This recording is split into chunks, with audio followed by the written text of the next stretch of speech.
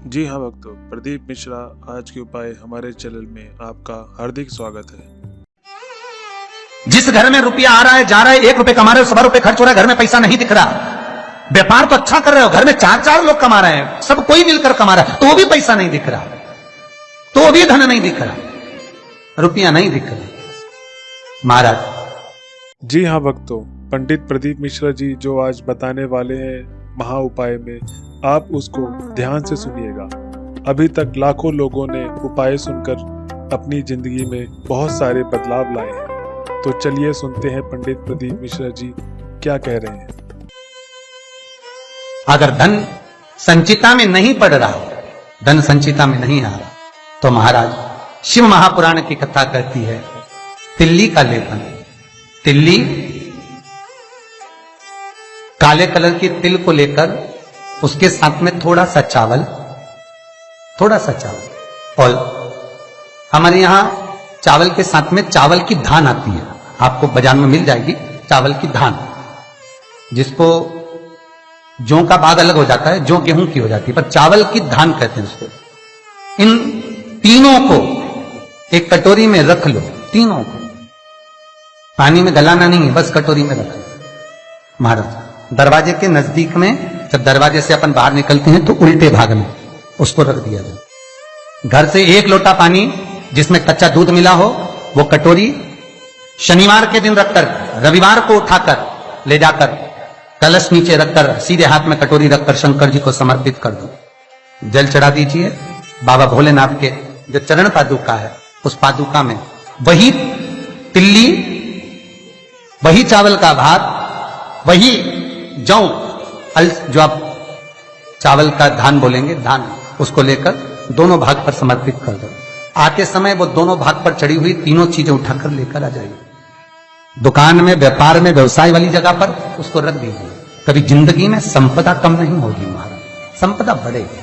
3 रविवार आपको करना है सुख की प्राप्ति के लिए, ये भूमि के दोष को मिटाने के लिए। आपको कथा में पहले भी कहा था, बार, नक्षत्र, समय, घड़ी, पल, दिन, ये जितने भी बनाए हैं मेरे महादेव ने बनाए, मेरे शंकर ने निर्मित किए। एक एक पल, एक एक घड़ी, एक एक क्षण शिव बनाता। और एक निवेदन आप सबसे करूंगा, जिसके घर में क्लेश ज्यादा मचता हो, बहुत ज्यादा क्लेश मच रहा हो, बहुत ज्यादा झगड़े होते हो, बहुत ज्यादा, तो महाराज शंकर भगवान पर थोड़ा सा चावल एक कटोरी में गला लो, थोड़ा सा चावल गलाओ, गलाकर उसको पीस लो। पीस कर उस चावल में थोड़ा सा चंदन, थोड़ी सी हल्दी डाल लो, उसका उपटन तैयार करो। बुधवार के दिन, कोई भी बुधवार, शंकर जी के मंदिर में जाकर शंकर भगवान के शिवलिंग पर उस चावल का लेपन करो। 7 लोटा पानी, मात्र 7 लोटा पानी शंकर को समर्पित करो, शिव को समर्पित, अपनी कामना कर कर अपना भाव रखकर जब वापिस चलो, जिस कटोरी में से भगवान शंकर को आपने उपटन लगाया था, वही कटोरी घर लेकर आओ। घर के मूल स्थान जो भी हैं, हर हॉल में, कमरे में उसकी एक एक बिंदी लगा दीजिए। मात्र 3 बुधवार आप कर लीजिए। आपके घर में कभी क्लेश नहीं हो सकता। भूमि का कितना भी दोष होगा, सिद्ध हो। 4 महीने चतुर्मास के भगवान विष्णु देव सोनी एकादशी पर जब सोने जाते हैं, तो भगवान शंकर को बुलाकर कहते हैं, ये 4 महीने जितना दान, पुण्य, सत्कर्म, संकीर्तन, भजन, कीर्तन जो होगा शंकर, ये मैं नहीं करा सकता, तुम करा सकते हो। इसलिए चतुर्मास की शुरुआत ही श्रावण से। सब्सक्राइब करें हमारा चैनल वास्तु। इसलिए चतुर्मास की शुरुआत ही श्रावण से। शंकर कहते हैं, पहले जल में चढ़वाता हूं, पहले मैं भजन करवाता हूं, स्मरण करवाता हूं, कीर्तन करवाता हूं। जितना भजन, दान, पुण्य, स्मरण, नाम, कीर्तन जो होगा चतुर्मास के अंतर्गत, वो सब देवभाग को प्राप्त होगा। पितरों को, पूर्वजों को, आहूतों को दान करो, पुण्य करो, सत्कर्म करो। चाहे गौ माता को दो, चाहे बहन बेटी को दो, चाहे किसी भिक्षुक को कुछ दो। उस समय तुम्हारे चेहरे पर सल नहीं होना चाहिए। उस समय तुम्हारे चेहरे पर, तुम्हारी नैनों में अश्रु नहीं होना चाहिए। उस समय तुम्हारे चेहरे पर प्रसन्नता होना चाहिए। घर पर बहन बेटी आ जाए, और बहन बेटी राखी बांधने आई, बहन बेटी तीज त्योहार पर आई और तुमने एक साड़ी दी या 500 रुपए दिए या 1000 रुपए दिए या 2000 रुपए दिए और भाभी का मुंह भगोने जैसा हो गया, चेहरा उतरा हुआ। भाई राखी बंधवाने बैठा तो पहले जेब में अंदर से जाकर पत्नी से पूछकर आया, इसको 500 देना है कि 300 देना? राखी बंधवाने से पहले, पाटे पर बैठने से पहले, आसन पर बैठने से पहले, सोफे पर बैठने से पहले, जब भाई राखी बंधवाने बैठता है तो पहले अंदर जाकर अपनी धर्मपत्नी से पूछता कितने देना है।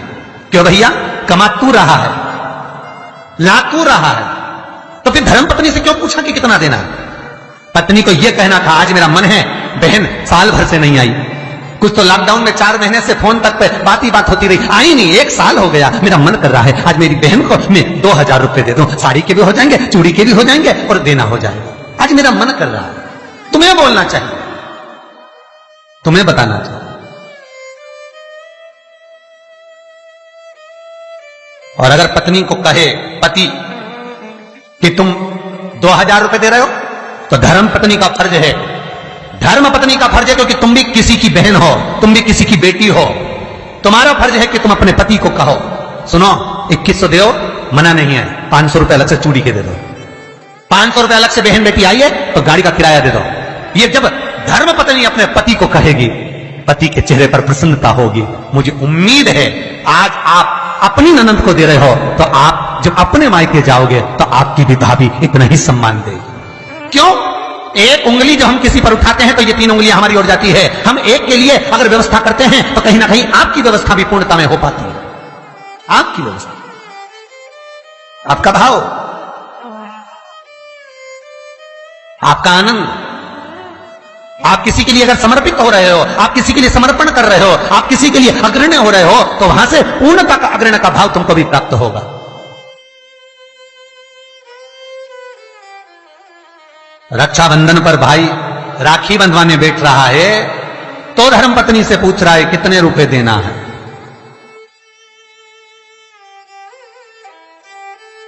प्राण छूटने के बाद भगवान विष्णु लक्ष्मी से पूछे बता इसको नरक भेजू कि स्वर्ग?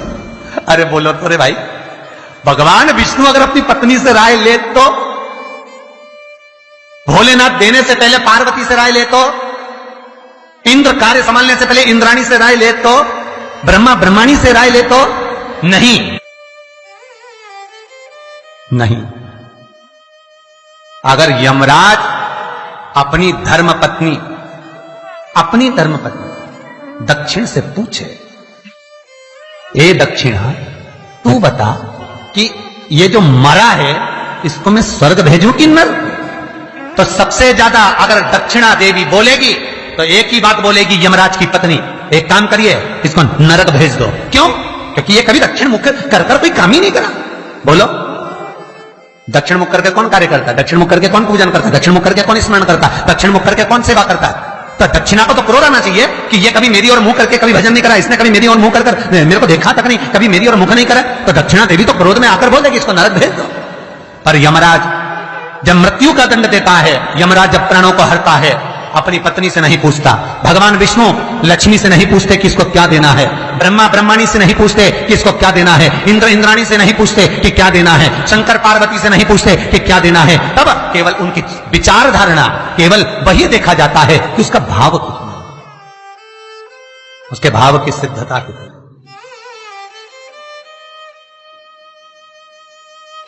पर आज का जमाना है, बहन जैसे ही आई राखी बांधने, भैया चलो बैठो पाटे पे, अंदर अभी आया, अंदर गया, कितने देना है? साड़ी रखी है मैंने निकाल दी है, धर्मपत्नी कहती है साड़ी निकाल दी मैंने, ये साड़ी दे देना, और सुनो साड़ी पे बस 500 रुपए रख देना, बहुत है, साड़ी भी तो देना है।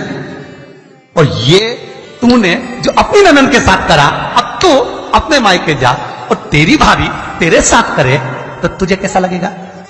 3 को देने से कभी नहीं घटता, शिव महापुराण की कथा कहती है। पहला बहन बेटी को देने से, दूसरा गौ माता को देने से, तीसरा संत ब्राह्मण को देने से कभी नहीं घटता महाराज। सब्सक्राइब करें हमारा चैनल, बढ़ेगा, घटेगा नहीं। ताकि आप आपके बहन बेटी को देने से कभी घटता नहीं है। तुमने जो दिया उसका 4 गुना अगले साल तक तुम्हें प्राप्त हो जाएगा। गौ माता तो 1 रोटी दी है, गौ माता के निमित्त से 1 रुपया निकाला है, गौ माता के निमित्त से 1 रुपया भी अगर तुमने दान करा है, पुण्य करा है, उसके निमित्त का अगले वर्ष तक यही तारीख लिख कर रखना, कितना पुण्य प्राप्त होता है, कितना फल प्राप्त होता है, कितनी लक्ष्मी प्राप्त होती है। देने से घटता नहीं है। तीसरा, संत ब्राह्मण को देने से कभी घटता नहीं है। आपने जो दिया उसका 1000 गुना आपको प्राप्त हो जाता है। श्री शिवाय नमस्तुभ्यं। श्री शिवाय नमस्तुभ्यं। सब्सक्राइब करें हमारा चैनल शिवाय। जी हाँ भक्तों, जैसा आपने सुना प्रदीप मिश्रा आज के उपाय में, आप इस उपाय को जरूर करें अपने पूरे विश्वास के साथ। आपको सफलता जरूर मिलेगी और ऐसे ही प्रतिदिन वीडियो आती रहेगी नए नए उपाय के साथ हमारे चैनल में। आप अपना प्यार बनाए रखें। हर हर महादेव।